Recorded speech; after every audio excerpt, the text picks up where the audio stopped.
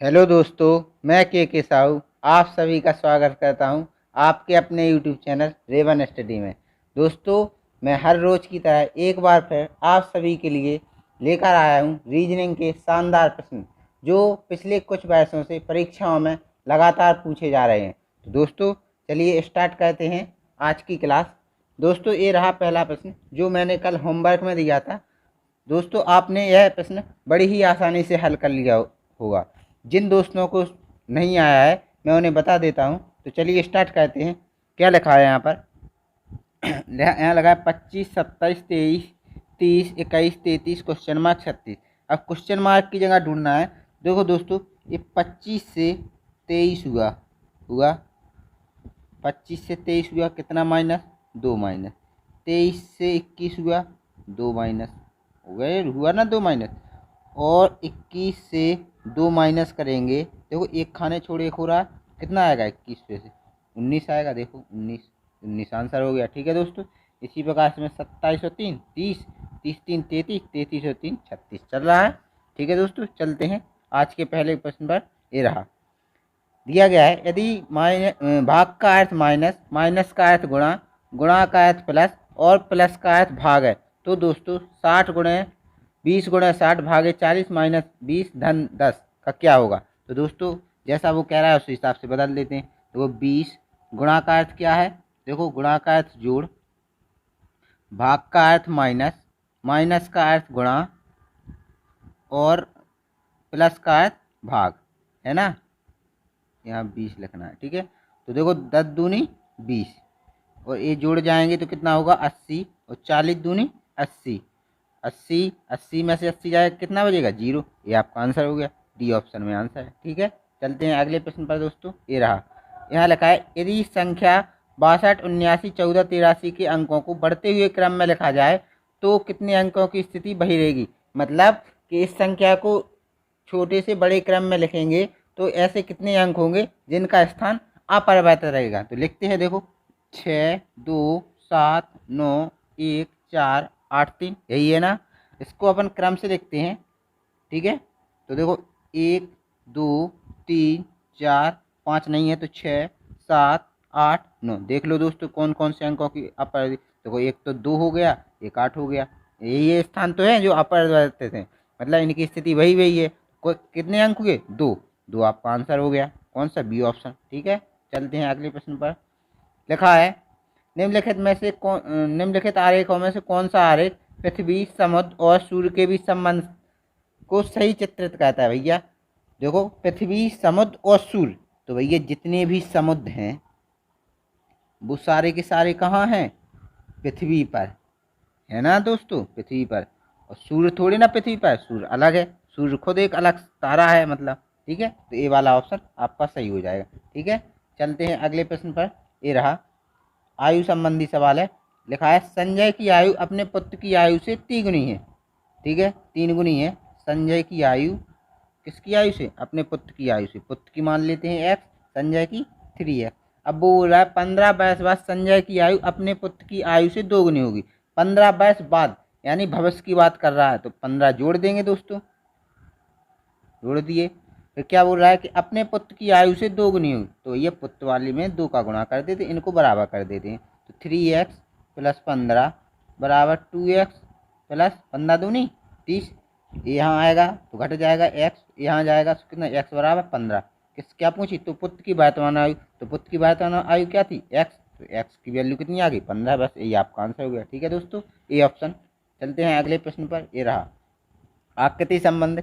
भाई मैं आकृति संबंध इसलिए पर डे प्रश्न डाल रहा हूँ क्योंकि रेलवे, ग्रुप डी जो भी एग्जाम होते हैं उनमें आकृति 2 से 3 नंबर की पूछी जाती है। तो चलिए कहते हैं इस आकृति को। देखो क्या लिखा, इस आकृति की मदद से कहते हैं ए वाला जो बना है आकृति ऐसी बनी है, तो सेम आकृति ए भी ऐसी बनी है ना दोस्तों।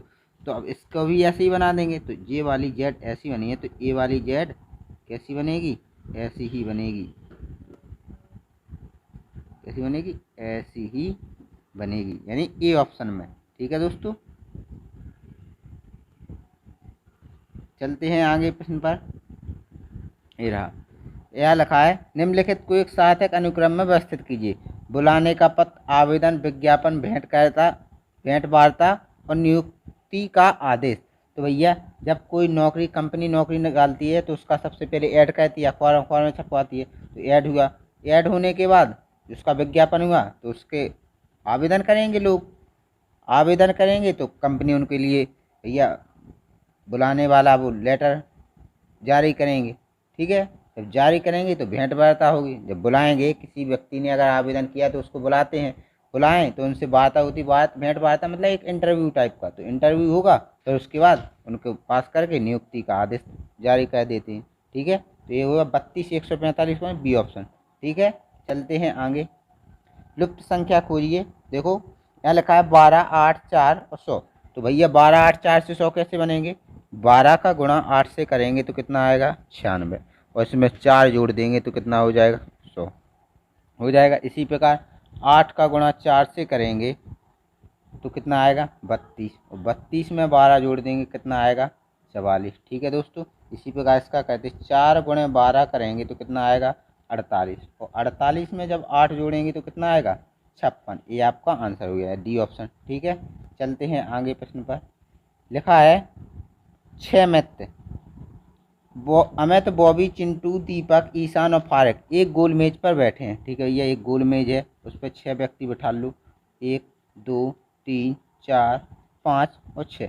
क्या बोल रहा है? बाबू बॉबी फारूक और चिंटू के बीच में बैठा। भैया बॉबी ये हैं, बॉबी किन के बीच में?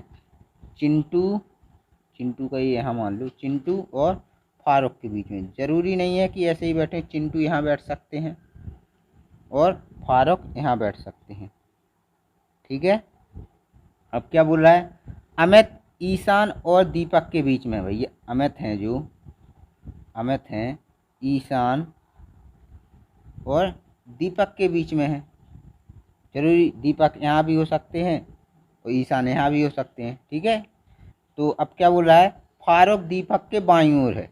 जो फारूक है वो दीपक के बाईं ओर। अगर दीपक को आप यहीं मान लेंगे तो बिल्कुल फारूक बाएं हो गया ना। देखो यहाँ हो गया ना। तो इसी वजह से इस चिंटू को यहाँ से हटा देंगे और फारूक को यहाँ से हटा देंगे तो बन गई ना अपनी वजल। ठीक है, अब पूछा क्या है? बस ऐसे ही बन गई, देख लो। तो उसमें पूछा है तो कौन सा व्यक्ति अमित और चिंटू के बीच? चिंटू ये है, अमित ये है, इन दोनों के बीच में को है? ईशान। बस ये आंसर हो गया अपना। चलते हैं अगले प्रश्न पर। ये रहा यहाँ पर 41 छात्रों की एक कक्षा में राधा का स्थान नीचे से 8वां है। ये 41 छात्रों की एक कक्षा है पूरी, इसमें नीचे से 8वां स्थान किसका है? राधा का। और क्या बोल, जबकि साक्षी का ऊपर से 10वां है। ये साक्षी है, इनका नंबर 10वां है। ठीक है दोस्तों, अब प्रिया पूरी कक्षा में मध्य स्थान में है। भैया अब 41 छात्रों की अगर कक्षा है तो बिल्कुल मध्य में अगर है तो प्रिया का स्थान कैसा होगा? अपन निकालते थे ना, टोटल बराबर L + R - 1। इसी से टोटल 41 बराबर L की जगह पे x रख, किसी साइड से पता नहीं है तो इसका राइट साइड से भी x रख लो, -1 कर लो। तो ये माइनस का यहाँ आएगा तो जुड़ जाएगा 42 और ये यहाँ पर 2x हो जाएगा। तो x बराबर क्या नहीं, मतलब x बराबर 21। यानी वह ऊपर से भी 21वें नंबर पर है और नीचे से भी 21वें नंबर पर है। कौन सी है? प्रिया। आई इतनी बात समझ में आई? अब वो क्या पूछा है उसने कि राधा प्रिया से कितने स्थान पर? भैया जब जो प्रिया हैं राधा से नीचे से 21वें नंबर पर है और राधा नीचे से 8वें नंबर पर, तो भैया प्रिया और राधा के बीच कितने स्थान का गैप यही निकालना है। तो 21 में से 8 घटा दीजिए, सीधा सीधा आ जाएगा आपका उत्तर 13। 13 आपका आंसर हो गया, बी ऑप्शन करेक्ट आंसर। ठीक है, चलते हैं आगे। लिखा है एक लड़की का परिचय कराते हुए विपिन ने कहा। ये एक लड़की है, ये लड़की हो गई। ठीक है, लड़की के लिए माइनस यूज करते हैं। किसने कहा? विपिन ने। विपिन ने कहा। ठीक है, क्या कहा कि उसकी माता यानी लड़की की माता, लड़की की जो माता आएगी वो क्या है? लड़की की माता मेरी सास की इकलौती बेटी, यानी मेरी सास यानी इनकी सास, इसकी विपिन की सास की, विपिन की सास की इकलौती पुत्री है। ये इकलौती पुत्री है भैया, इकलौती पुत्री है। तो ये जब इनकी सास की इकलौती पुत्री है तो ये आपस में क्या हुए? पति पत्नी हुए कि नहीं हुए? क्योंकि इनकी इकलौती पुत्री हैं। इनकी शादी इनसे हुई है क्योंकि ये इनकी माता जो है इनकी सास है। तो ये लड़की कौन लगी? अब देखो क्या है, विपिन का उस लड़की के साथ क्या संबंध है। तो हमने पहले ही बताया कि जिसके पीछे का और जिसके पीछे से लगाया तो संबंध उसका बताया जाता है, जिसके पीछे का लगा होता है, जिसके पीछे से। भैया जब ये दोनों आपस में पति पत्नी है, इसकी लड़की है ये, तो विपिन की भी लड़की हुई, तो भैया विपिन क्या लगा उसका, देख लो, जिसके पीछे का जिसके पीछे से लगा उसका रिलेशन कौन लगा? विपिन, पिता लगा ना। चल ठीक है दोस्तों, आगे आओगा आपको अच्छी तरह समझ में। चलते हैं आगे।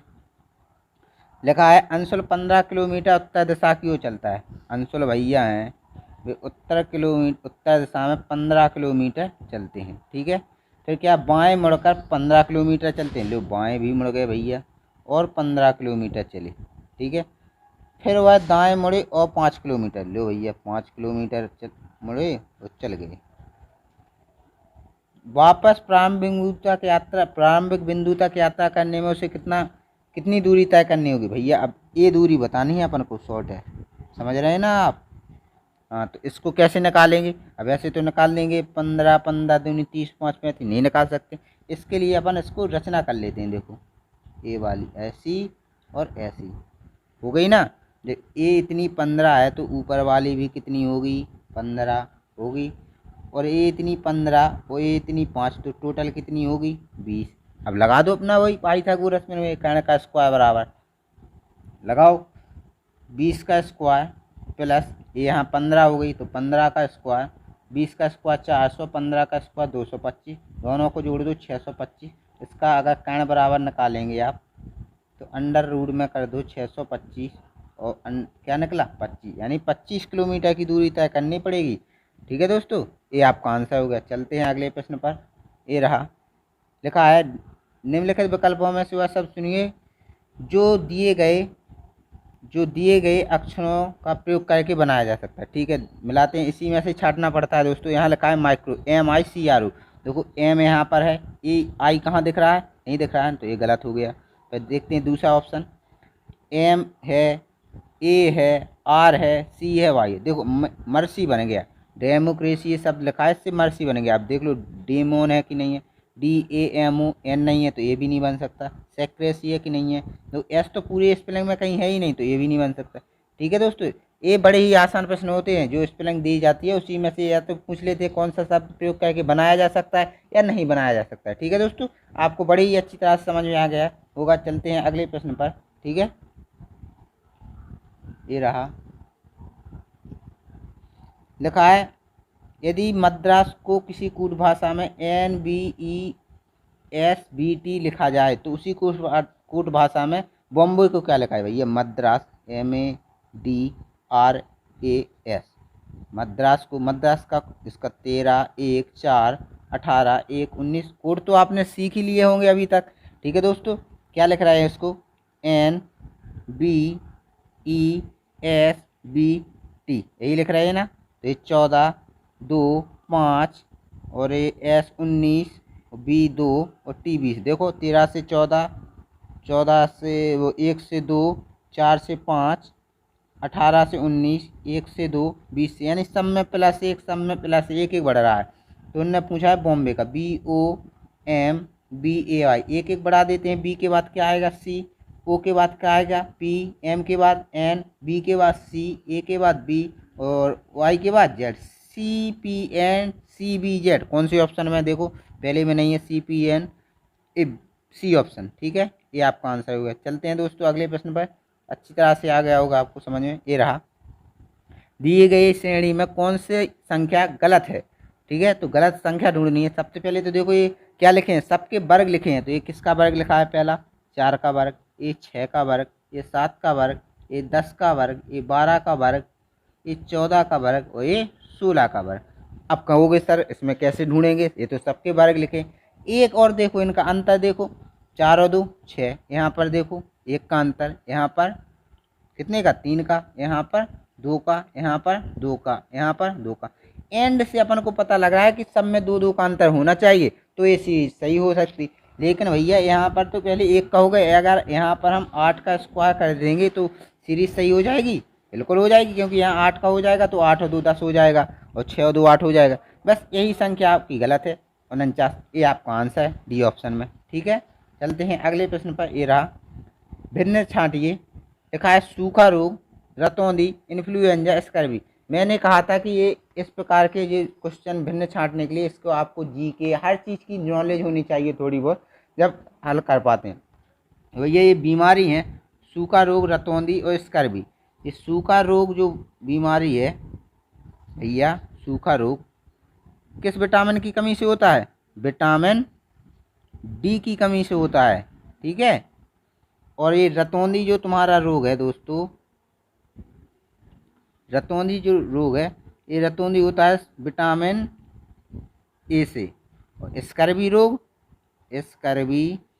स्कर्वी रोग होता है विटामिन सी से, होता है ना। और जो ये इन्फ्लुएंजा जो बीमारी है, एक वायरसेस बीमारी है, ये फ्लू वाली बीमारी। जिस प्रकार अभी कोरोना का चल रहा है कि कोरोना एक बीमारी, किस प्रकार की बीमारी है? एक फ्लू बीमारी है। जैसे स्वाइन फ्लू की एक बीमारी चली थी, इसी प्रकार की बीमारी है दोस्तों। ठीक है, तो ये सारे विटामिन की कमी से होने वाले रोग हैं, और इन्फ्लुएंजा वायरस की बीमारी, इससे आपके फेफड़ों में दिक्कत होने लगती है इन्फ्लुएंजा बीमारी से। ठीक है दोस्तों, बाकी रोग ये सूखा रोग होता है, हड्डियाँ कमजोर होती हैं, रतौंधी आंखों से नहीं दिखता, स्कर्वी रोग होता है ये। ठीक है, चलते हैं अगले प्रश्न पर। ये प्रश्न रहा आपके होमवर्क का, जो आप होमवर्क में करेंगे, और इसका आंसर आप लोग हमें कमेंट में ज़रूर करें। मैं 2-3 दिन से लगातार देख रहा हूँ कि कमेंट बहुत कम हो रहे हैं, लाइक भी कम हो रहे हैं, और वीडियो को देखा भी नहीं जा रहा है अच्छी तरह से। ठीक है दोस्तों, कमेंट करें, कोई भी दिक्कत है, अगर कोई भी परेशानी है तो आप मुझे कमेंट करें, मैं आपकी हर समस्या को दूर करूँगा। ठीक है दोस्तों, आपको आज की क्लास बहुत ही पसंद आई होगी दोस्तों। आपने सारे प्रश्न मेरी सहायता से बहुत ही जल्दी हल कर लिए होंगे। ठीक है दोस्तों, तो आप वीडियो को लाइक करें, कमेंट करें, शेयर करें, सब्सक्राइब करें, और भी कुछ अपने दोस्तों को जोड़ें ताकि वो भी पढ़ाई का आनंद ले सकें। इस लॉकडाउन में क्या कर रहे हैं, कुछ पढ़ाई कर लो। ठीक है दोस्तों, आपको इसी प्रकार के शानदार प्रश्न आपको आगे भी मिलते रहेंगे, बस आप मेरे साथ बने रहिए, आप मेरा साथ दीजिए, मैं आपका साथ दूंगा।